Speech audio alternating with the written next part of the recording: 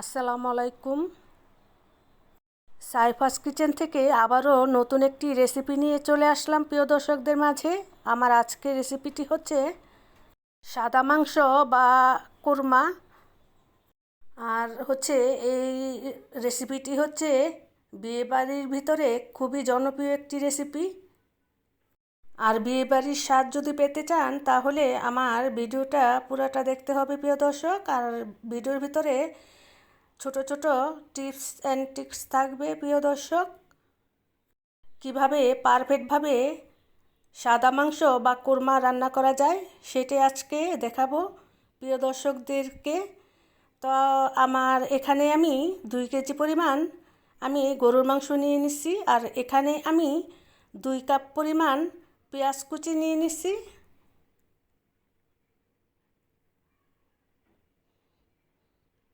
এখন আমি পেঁয়াজ কুচিগুলিকে তেল দিয়ে ভালো করে ভেজে নিব।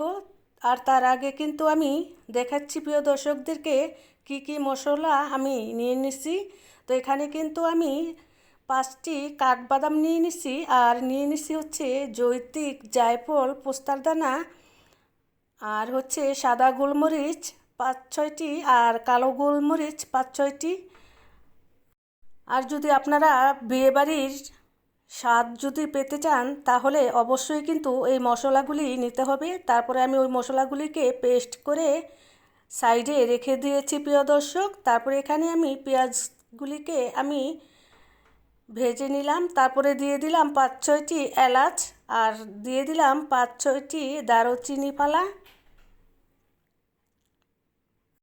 আর এলাচ আর দারুচিনিটা যদি তেলের ভিতরে পেঁয়াজের সাথে ভেজে নেন তাহলে খুবই ভালো লাগবে, আর কি গ্রানটা খুব সুন্দর আসবে। তারপরে দিয়ে দিলাম এখানে আমি 3 টেবিল চামচ আমি দিয়ে দিলাম আদা রসুন পেস্ট।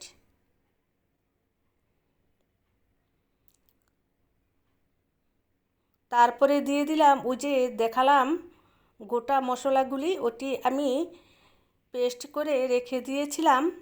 তারপরে দিয়ে দিলাম আমি 2 টেবিল চামচ ওই আমি গোটা মশলা পেস্টগুলি। তারপরে আবারও আমি 1/2 চামচ দিয়ে দিছি। তো আমি সব মিলিয়ে কিন্তু 2.5 টেবিল চামচ আমি ওই মশলা পেস্টটা দিয়ে দিলাম। তো এখন আমি তেলের ভিতরে এই মশলাগুলিকে ভালো করে ভেজে নিব। আর জৈত্রিক জায়ফলের নয়তো গন্ধ আসবে ভালো করে না ভাজা হলে।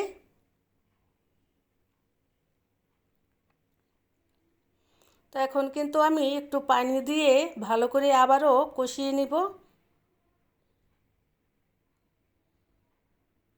তারপরে আমি দিয়ে দিলাম 3 টেবিল চামচ পরিমাণ টমেটো সস।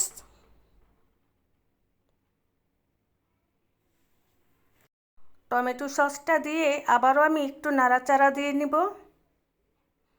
আমার কাছে মনে হইল যে আরেকটু টমেটো সস লাগবে, তারপরে আমি আরেকটু টমেটো সসটা দিয়ে দিলাম।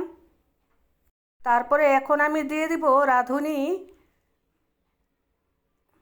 যে কোরমার মশলাটা আছে ওই কোরমার মশলাটা আমি দিয়ে দিলাম।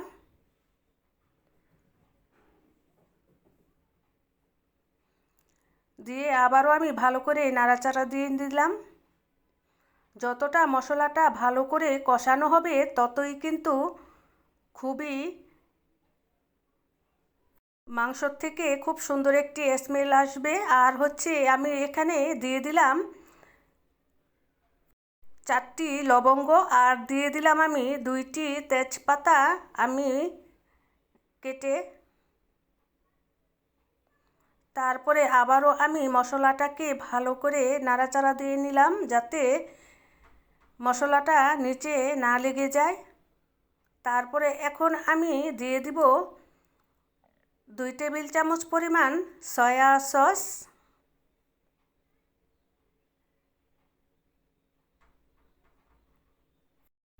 এখন আমি আবারও নেড়েচেড়ে ভালো করে ভাজা ভাজা করে নিব মশলাটাকে। আর যতটা ভাজা ভাজা করে নেবেন ততটাই কিন্তু খেতে অনেক বেশি মজা লাগবে। আর এখন আমি এই পর্যায়ে এসে দিয়ে দিলাম আমি গরুর মাংসগুলিকে কেটে ধুয়ে রাখা মাংসগুলিকে দিয়ে দিলাম। আর হচ্ছে আমি গরুর মাংসগুলির পিসগুলি কিন্তু একবারে বড় করি নাই, আবার হচ্ছে একদমই ছোট করি নাই, মাঝামাঝি সাইজ মতো আমি রেখে দিয়েছিলাম কেটে।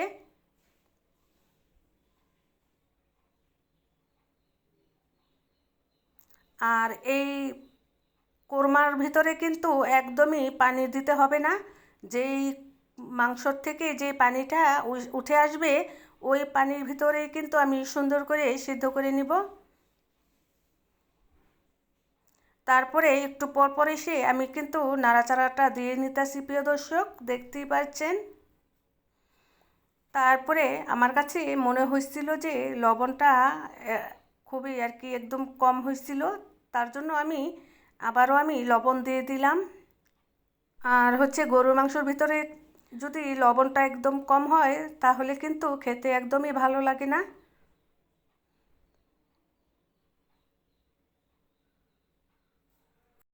তারপরে আমি এই মাংসর পানি থেকে কিন্তু আমি একদমই ভালো করে ভাজা ভাজা করে নিব মাংসটাকে।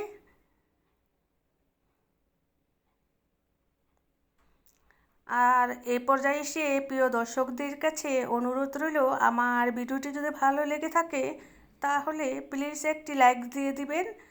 আর নতুন হয়ে থাকলে সাবস্ক্রাইব করে আমার চ্যানেলের পাশেই থেকে যেতে পারেন, তাহলে নিত্য নতুন রেসিপি সহজে আপনারা দেখতে পারবেন প্রিয় দর্শক। তারপরে নাড়াচাড়া দিয়ে আবারও আমি ঢেকে দিলাম। তো মাংসটা কিন্তু একদমই হয়ে গেছে, দেখাচ্ছি কি পরিমাণ একদমই নরম হয়েছে মাংসটা। আর আমি কিন্তু মাংসের ভিতরে এক ফোঁটাও পানি দেইনি প্রিয় দর্শক, দেখতেই পাচ্ছেন। দেখেন কতটা সুন্দর হয়েছে, যতটা সুন্দর হয়েছে তার চেয়েও বেশি অনেক বেশি মজা হয়েছিল খেতে। আর প্লিজ একটি অনুরোধ রইল প্রিয় দর্শকদের কাছে, প্লিজ এইভাবে আমাকে ফলো করে আমার রেসিপিটি যদি রান্না করে খেতে পারেন আর সবাইকে খাওয়াতে পারেন, খুবই প্রশংসা পাবেন আর খুবই মজা পাবেন খেয়ে। আর দেখেন কতটা সুন্দর হয়েছে, একদমই নরম। এবার কিন্তু আমার প্রিয় দর্শকদের মাঝখান থেকে বিদায় নিচ্ছি আজকের জন্য। আল্লাহ হাফিজ, আসসালামু আলাইকুম। সবাই সুস্থ থাকবেন, ভালো থাকবেন।